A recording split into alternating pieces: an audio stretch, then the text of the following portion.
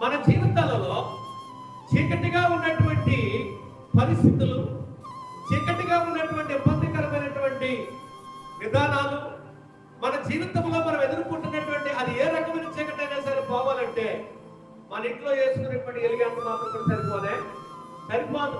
మరి దానికి ఏ వెలుగు కావాలండి అని అంటే, నా వెలుగు సరిపోదు, నీ వెలుగు సరిపోదు, ఎవరింట్లో ఉన్న వెలుగులో సరిపోవా. నేను ప్రేమ పెట్టాలి కాల్చుకుంటే ఎక్కడ పడితే పెద్ద పెద్ద లైట్లు ఏర్పాటు చేస్తూ ఉన్నా. హైవేల్లో పెద్ద పెద్ద లైట్స్ ఉన్నాయి, మన యొక్క వీధుల్లో కూడా పెద్ద పెద్ద లైట్స్ ఏర్పాటు చేస్తున్నా.